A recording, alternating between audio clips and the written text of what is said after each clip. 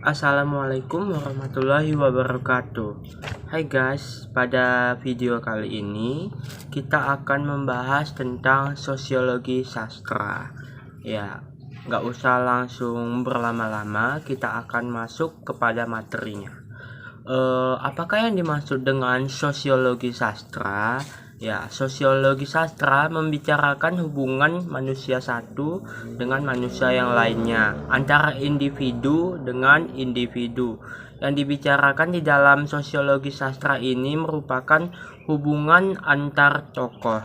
Sosiologi sastra adalah salah satu pendekatan dalam kajian sastra yang memahami dan menilai karya sastra dengan mempertimbangkan segi-segi sosial atau kemasyarakatannya. Sosiologi sastra adalah upaya untuk memahami karya sastra melalui perpaduan ilmu sastra dengan ilmu sosiologi. Baiklah, selanjutnya kita akan membahas tentang pendekatan sosiologi sastra. Di dalam sosiologi sastra itu terdapat 3 buah pendekatan sosiologi. Di antaranya yang pertama ada sosiologi pengarang, ada sosiologi karya sastra, dan ada sosiologi pembaca. Pada sosiologi pengarang, jadi kita harus tahu dulu nih, apa itu sosiologi dari pengarang. Sosiologi pengarang yaitu berhubungan dengan profesi pengarang dan institusi pengarang sastra. Masalah yang dikajikan antara lain yaitu dasar ekonomi, produksi sastra, latar belakang sosialnya, status pengarangnya, dan ideologi pengarang yang terlihat dari berbagai kegiatan pengarang di luar karya sastra. Dapat dikatakan bahwa sosiologi pengarang adalah kajian sosiologi sastra yang memfokuskan perhatiannya pada pengarang sebagai pencipta karya sastra.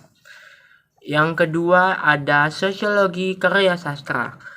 Sosiologi karya sastra adalah kajian sosiologi sastra yang mengkaji karya sastra dalam hubungannya dengan masalah-masalah sosial yang ada di dalam masyarakat. Fokus perhatian sosiologi karya sastra adalah pada isi karya sastra, tujuan, serta hal-hal yang tersirat dalam karya sastra itu tersendiri, dan yang berkaitan dengan masalah sosial. Sosiologi sastra mengkaji sastra sebagai cermin masyarakat. Baik, yang ketiga ada sosiologi pembaca. Sosiologi pembaca merupakan salah satu model kajian sosiologi sastra yang memfokuskan perhatian kepada hubungan antara karya sastra dengan pembaca. Sosiologi pembaca juga mengkaji fungsi sosial sastra, mengkaji sampai berapa jauh nilai sastra berkaitan dengan nilai sosial.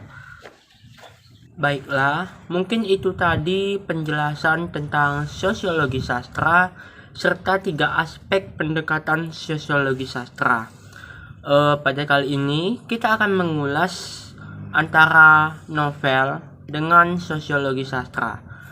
Saya mengambil sebuah novel yang berjudul Milea, Suara dari Dylan. Sedikit cerita tentang novel ini.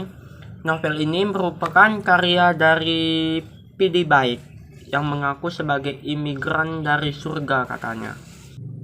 Novel ini diterbitkan pada tahun 2016 ya. Yang diterbitkan oleh Pastel Books. Oke. Novel Milea Suara Dylan ini adalah bagian dari seri ketiga dari sebelumnya, yaitu yang pertama ada Dylan. Dia adalah Dylanku tahun 1990. Yang kedua yaitu ini, Dylan, dia adalah Dylanku tahun 1991. Nah, yang terakhir yang akan kita bahas yaitu Milea, Suara dari Dylan. Novel Suara dari Dylan yaitu Milea menceritakan tentang kisah percintaan antara sosok Dylan dengan si Milea ini. Kisahnya berjalan dengan romantis, layaknya hubungan sepasang kekasih ya. Sampai pada akhirnya di klimaksnya hubungan itu akhirnya kandas atau putus karena suatu permasalahan. Baiklah, untuk tidak memperpanjang, mari kita bahas teori sosiologi sastra. Baiklah, yang pertama, pada sudut pandang Dylan terhadap Milea, Dylan berkata demikian. Menurutku dia bisa membuat percakapan ini jadi menarik untuk diajak bercanda bersama-sama dan selalu bisa menjadi orang yang mau meladeniku, seolah-olah dia sedang memberi kesempatan kepadaku untuk berbicara apa saja. Dan ketika dia ketawa itu hanya akan membuat aku ketawa juga. Nah, karakter Milea di sini berarti ia sangat peduli terhadap Dylan. Karena setiap cerita yang Dylan sampaikan, si Milea ini selalu menggubris. Ceritanya lucu, Milea lucu, dia ketawa gitu. Berarti karakter Milea ini sangatlah peduli sama si Dylan ini gitu. Baik, yang kedua, sebelumnya saya ingin menceritakan sedikit tentang kawannya Dylan, yaitu bernama Anhar. Jadi Anhar di sini merupakan ketua geng dari geng motornya si Dylan. Si Anhar ini sebelumnya sudah cukup lama mengenal Dylan, yaitu sebelum masuk SMA, Dylan dan Anhar ini mungkin sudah saling mengenal. Jadi pada buku ini Dylan memberikan penilaiannya terhadap si Anhar. Kata Dylan begini, pada dasarnya Anhar adalah orang yang cukup setia kawan. Dia bisa hidup dalam persahabatan dan solidaritas. Hal yang disayangkan darinya adalah seperti yang sudah Lia katakan di dalam bukunya itu, bahwa Anhar sering melakukan tindakan yang buruk dengan merugikan banyak orang seperti malak misalnya, dan merugikan dirinya sendiri dengan berpaling ke alkohol atau obat-obatan. Nah, dapat disimpulkan di sini bahwa karakter si Anhar ini sebenarnya berjiwa sosial dengan teman-teman geng motornya saja.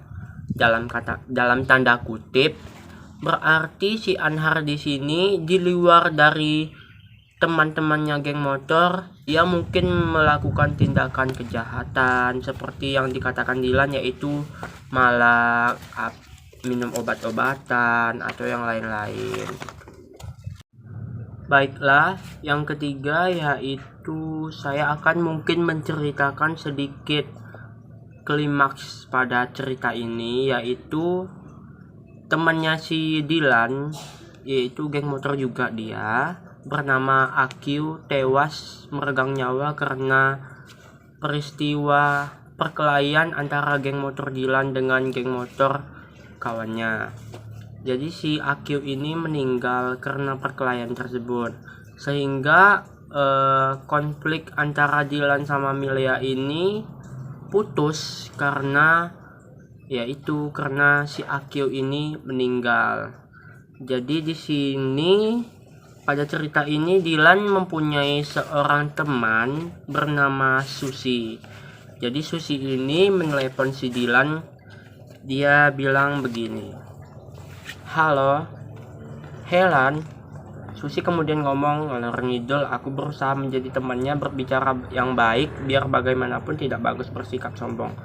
Ngumpulin uang yuk untuk keluarga Akyu," ajak Susi kemudian. "Buat apa?" kata si Dylan. "Hahaha, buat meringankan beban." Susi ketawa, padahal aslinya aku tidak melawak. "Beban apa?" kata si Dylan. "Ya kan urus ini itunya, kan mereka pakai biaya, ambulan sama yang lainnya. Atau kita ketemu deh, ngobrol langsung biar jelas ngobrolnya. Ini juga kan lagi ngobrol langsung," kata si Dylan. "Ya beda." Nah, dapat disimpulkan di sini karakter si Susi ini berjiwa solidaritas yang tinggi, memiliki simpatik yang tinggi terhadap temannya juga yang bernama si Akyu yang meninggal tadi. Ia mau menyarankan kepada si Dylan bahwasanya ayolah untuk ngumpulin duit sebagai tanda berduka cita kita terhadap teman kita gitu. Dengan demikian si Susi ini baiklah orangnya gitu. Mungkin itu saja video tentang sosiologi sastra dengan novel yang berjudul Milea, Suara dari Dilan. Lebih dan kurang mohon dimaafkan. Wassalamualaikum warahmatullahi wabarakatuh.